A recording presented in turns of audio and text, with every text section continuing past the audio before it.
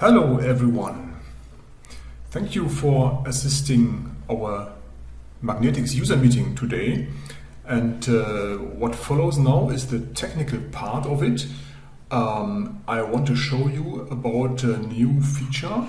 It is the strong coupling of electromagnetics with structural elasticity. Therefore, I have a little example prepared for you that I want to show. Also, I want to show the new, easier installation process that is now since the version 24.12 and 25.06 available. So this example that I want to show you is a conductor deforming because of Lorentz forces, and I want to demonstrate how this can be accurately simulated using this conductor example tutorial. Here is the web page where you can see the PDF of the detailed training tutorial that we provide. And this is a transient solution involving electromagnetics and structural mechanics. Nonlinearities can appear and we want to discuss that.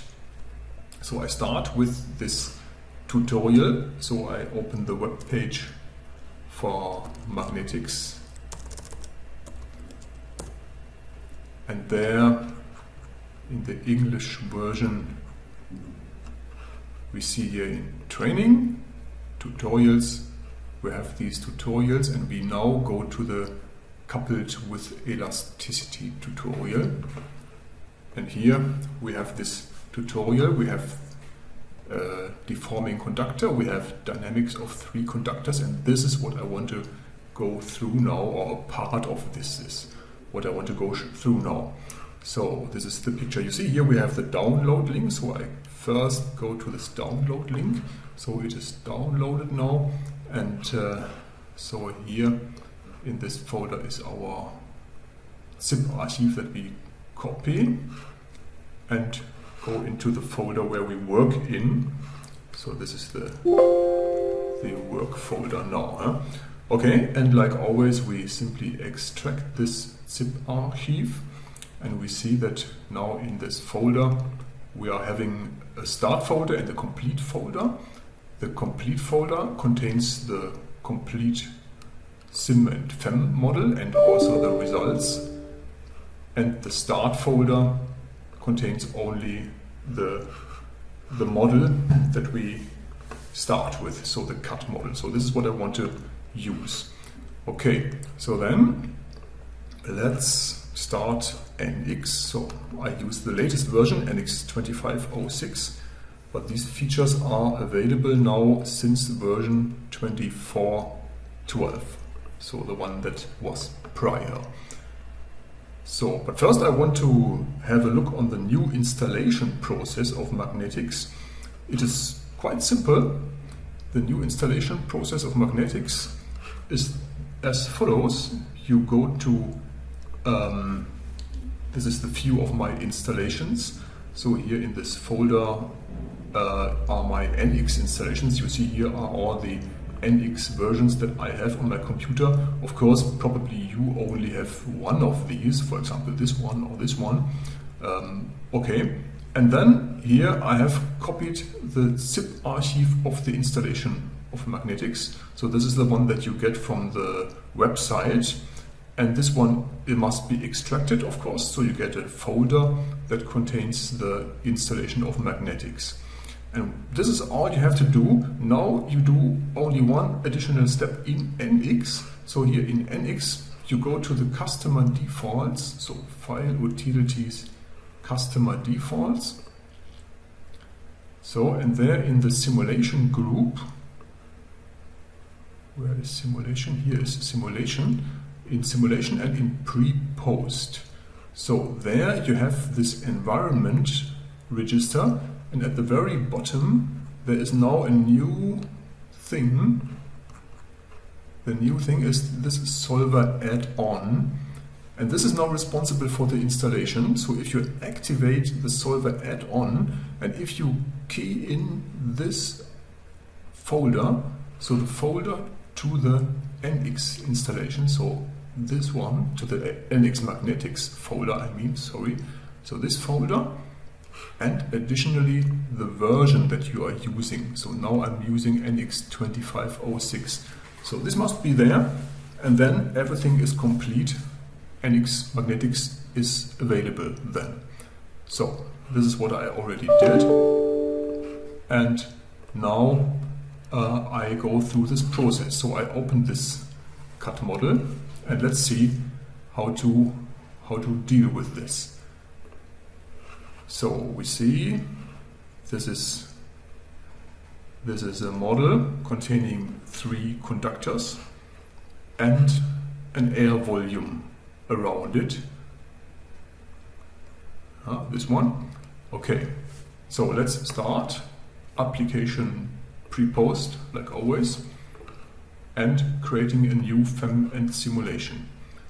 So here I use this new strategy, non-manifold. I nearly always use this new strategy now because it's very performant. You don't need mesh mating conditions now if you use this non-manifold. And the solver, of course, must be set to the magnetics, the last one in this list. Okay, so say OK. And then notice that this window appears, processing non-manifold FEM creation. So he has used this non-manifold process now. So, and here in the solution we define that we want to have a magnetodynamic transient solution for this short circuit simulation. Short circuit simulation of these 3 conductors. And we want to give a name to it. Let's see here in these chapter we have here. This is the name that we want to have, or this is one of the names that we can use there. So we want to have a we want to have a magnetodynamic transient solution with elasticity. So I call the solution in the same way as the physics that are included. So okay, let's create this solution, and so then in the output request we can, if we want to activate some outputs, okay. In the time steps, this is of course important now, we give the time increment, and I want to use a time increment of this, so 0.05 divided by 25, and then giving 25 steps to it. Okay, and then here in the coupled elasticity now, I activate that the elasticity solution will be a transient one. So a transient one, and here we have these new features. The Emag coupling can be strong coupling, we can have the speed effect on the Emag, and we can have the large displacements active. So this is now about the nonlinearities between magnetics and elasticity. The electromagnetic forces are automatically selected by this program controlled method. We can also tell him that he should use the virtual forces or the Lorentz forces. Okay, and we want to have as outputs the displacement, the stress, and we want to also have the maximum displacement as a tabular result. So this is what we want. Okay, so here we are in the FEM file, and you see here these are my polygon bodies, and also here is in the groups this non-manifold phases group. So you see these are the phases now that are automatically selected, phases that are both in contact with the air and with the conductors. And these are the phases where you normally would have to create mesh mating conditions, but because we use the non-manifold process, we don't need mesh mating conditions anymore. So let's go to meshing. So this is the first one. I want to use the nice hexaedral elements.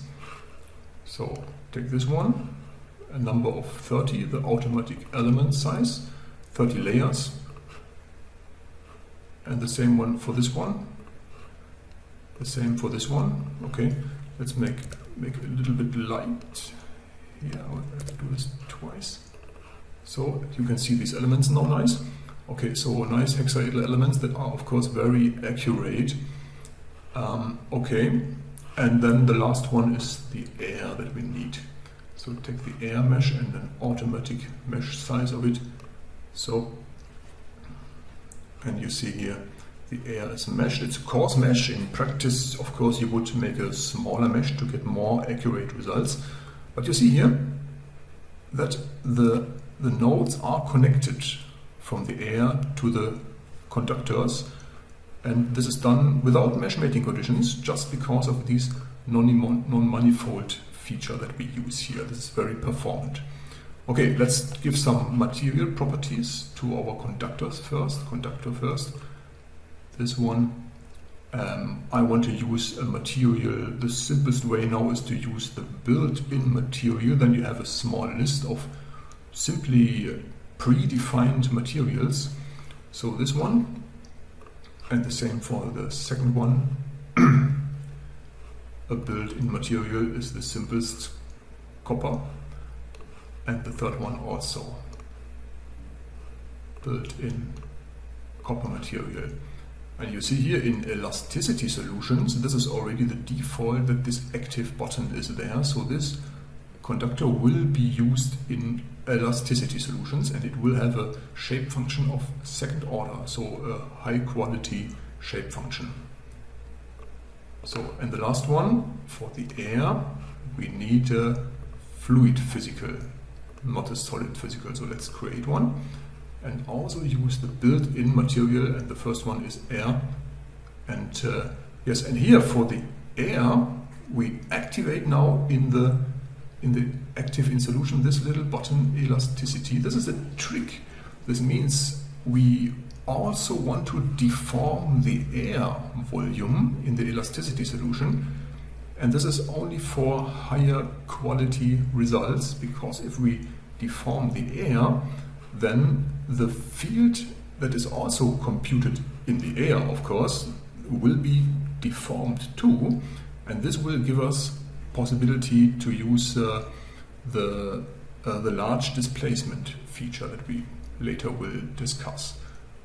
So this is now what we have done in the FEM file. So let's go to the sim file, and in the sim file let's blank the air. We don't need the air anymore, and yes, we see this one. First thing that we of course need is the simple flux tangent condition on the whole outside. So this means on this face, and of course on these two sides here and here. So also on these electrode faces, don't forget this. So, and this is of course needed. I blank it. So okay, and then we don't need the air anymore, so let's blank the air. And now let's go to the loads. So the first load will be a voltage load. We want to have a voltage load on a solid face. On all these three faces we apply a voltage of 0. This is always necessary for applying current, so 0 voltage. And here on these three faces now we define the short circuit current. So a current on a solid face. So let's take the first one, this one. And here we want to apply a formula. So we go to this user-defined function, because this is a quite complex function that we want to use here. This is an example that how it can look like, only an example. And here in our documentation we see how it looks like. Here this is the form that can be used for a short circuit. So this square root, and there are sinus and exponential features here in this form. So let's copy this one and take it here into this, and that's it for the first one. So for the second one, this one, we do nearly the same. Also a user-defined function, the same thing, but as we have written here in the document, for the second one we need an additional phase shift. So this one is the additional phase shift that we want to have, and for the third one we want to have this additional phase shift. So this is necessary for the phase shift. So this means we have to go here. Here, this is the phase shift, and we add. We add this one, and here, and in this phase shift, we add this one, and we apply this for the second one. And now for the last one, for the final one, we do nearly the same. Oh no, we have to first take this one and then correct this a little bit with this phase shift here. So this means we need it here, this one, and we need it here. So I hope this is correct now. So these are our three currents, and that's it. We can already solve this system now with the default settings. Let's run it. I think it needs about 3 minutes. So you can really see how it is solving and discuss a little bit between.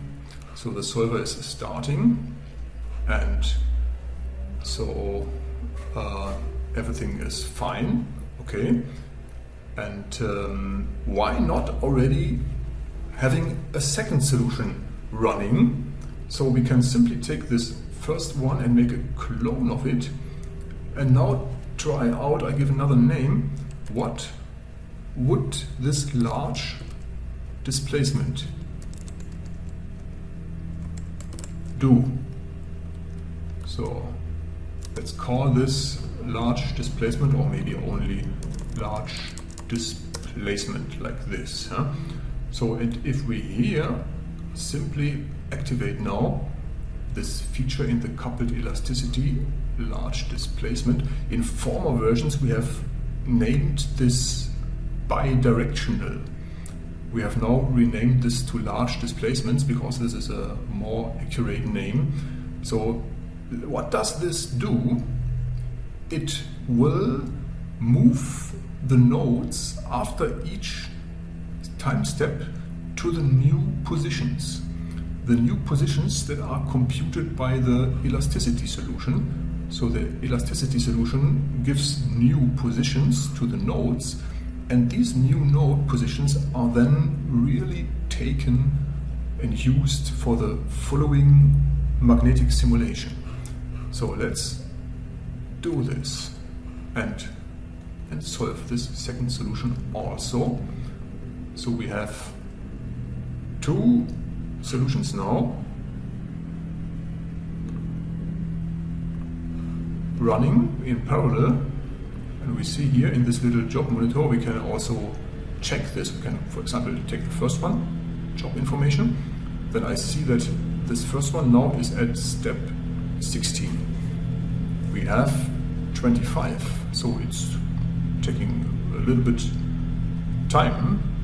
And the second one, this one, information, is now at step number 2. Okay, that's it. Alright, so then let's take another one. Why not running 3 in parallel? Because we want to have also check for this strong coupling. Strong coupling, I call it like this. So, and want to see how this works. The strong coupling is this one. This is strong coupling. What is it doing? It is doing a loop, an iterative loop around the magnetics and the elasticity solution. And this loop will accurately reduce the residuals to a small value inside each time step. So this means it takes care that each time step is correctly converged if you activate this one. So let's do this and run this also.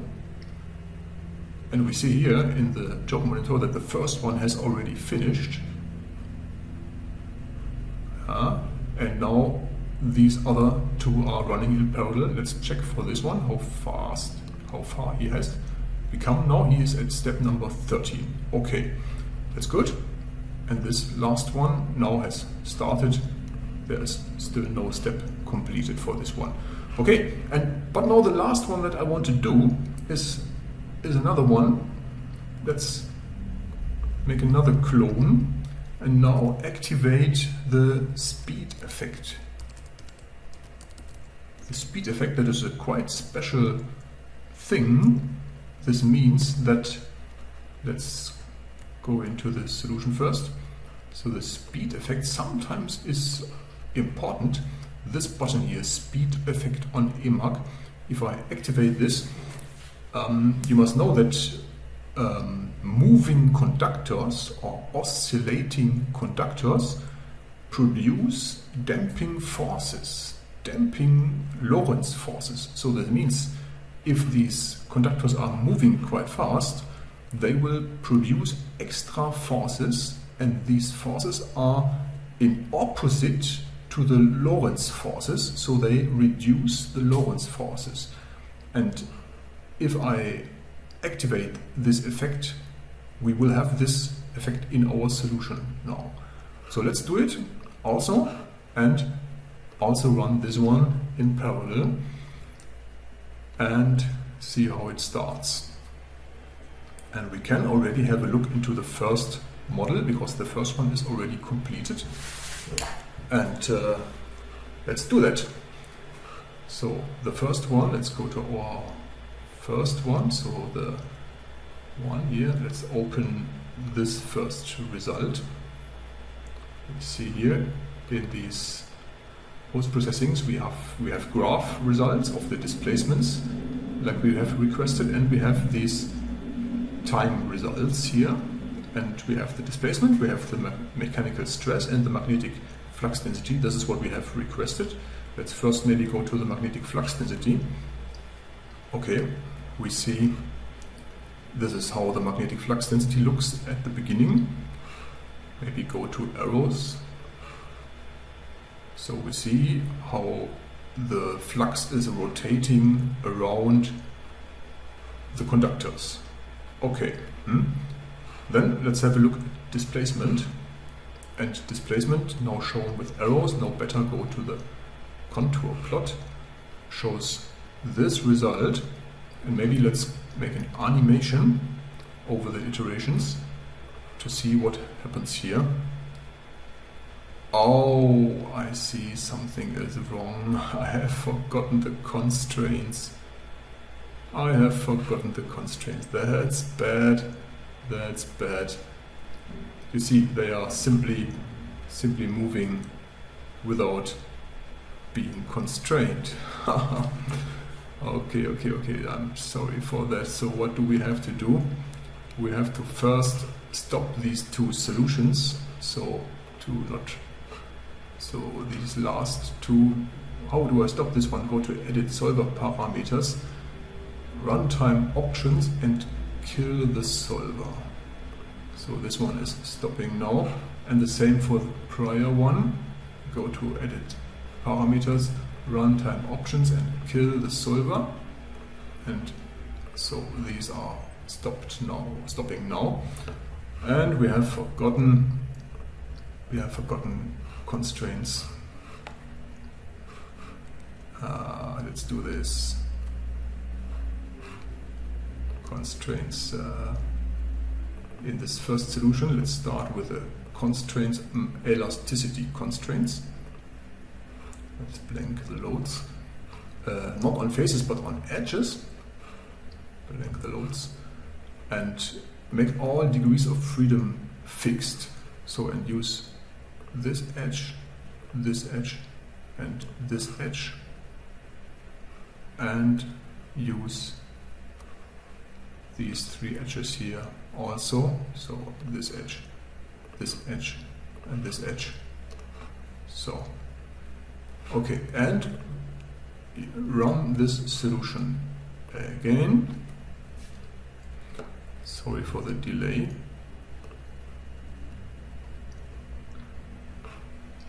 And now let's use the same constraint also in the other solutions. So take this constraint into this set and take it also into this set. It's there. And take it also into this set. It's also there. And then we can run the other solutions also. Repeat them.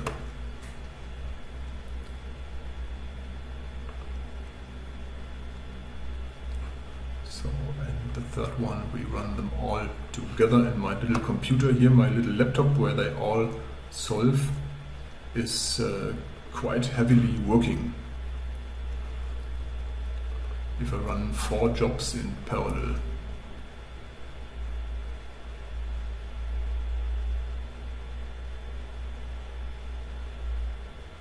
So, okay, so here, this is the first one, information. He is now at step number 6. Okay, so I think I will cut this part of the movie where the solver is only running. You have already seen how they finish, and I will come back when the solved jobs are finished. So again here, after the solutions have now finished, it took about 7 minutes or maybe 8 minutes for all these 4 solutions to converge and to finish. We can check now for the last one, for example, and he tells us that he has successfully finished with time step 25, so that's okay. Okay, so then let's have a look into the results like we already had. So open our first solution, and we see these are the graph results and these are the plot results. We have already seen the magnetic flux density. We have, I think, not seen the displacement result until now. We have seen it, but it was without the constraint. So when we now run the animation, I hope that everything is fine and that we really see how they deform. Yes, this looks good. We see how the conductors deform. And so we see the maximum displacement is about nearly 30 millimeters. And this is, of course, not small. This is not scaled, the result. So it is a scale of 1. And so this means these are the real deformation that we have computed. And we should keep in mind that the distance of the conductors, of course, plays a big role for the force computation. So if the distances are small, Lorentz forces will become higher, and if the distances are large, Lorentz forces will be smaller. And so this means if we do not take into account this change of positions, then we will not take into account this effect of changing distances on the Lorentz forces. And this is what the large displacement feature is doing. The large displacement feature simply updates the node positions for the following time step. And so this will be a great improvement in the accuracy. Let's check for the result that we have here. The middle one is the conductor 2 in the direction of y. So this means this is the interesting plot that we want to see here. So this is how this one is moving. I can run this together. Okay, so these are the 29 millimeters. Now let's compare this with the next solution. We had the next one that we have called large displacement, where we have activated this effect of large displacement. So this means that the node positions are updated. So let's go to the same graph and overlay this graph. Yes, and this is what I have expected. So this next graph, the blue one, is smaller than the red one. So this means with this large displacement effect, we have smaller overall results. We have taken into account the updating, the changing of the distances here. Okay, and what is then the next one doing? The one that we have called strong coupling. Yes, the strong coupling is doing an iteration over the whole system at each time step. And this iteration takes care that the residuals become small inside one time step. So this means it's doing some additional iterations, taking about doubling the time of the simulation, but the results are updated inside each time step, and not only for the following time step like the prior result is doing. So what comes out if I activate this strong coupling here and take the same result also, overlay this one. So this is now the green curve, and we see again that the results have reduced. So the overall displacement becomes smaller if I accurately solve for the strong coupling of the electromagnetic and the elasticity system. Okay, and now the last one, the final one, is the one where we have activated this speed effect. I told you that if conductors are moving with velocity, if they have speed, this creates additional forces on the conductors. And these additional forces normally lead to a damping of their overall forces, and this normally leads to a reduction of the displacements. So let's see what comes out here. So the same result, conductor 2 in the y direction. Let's overlay this one also.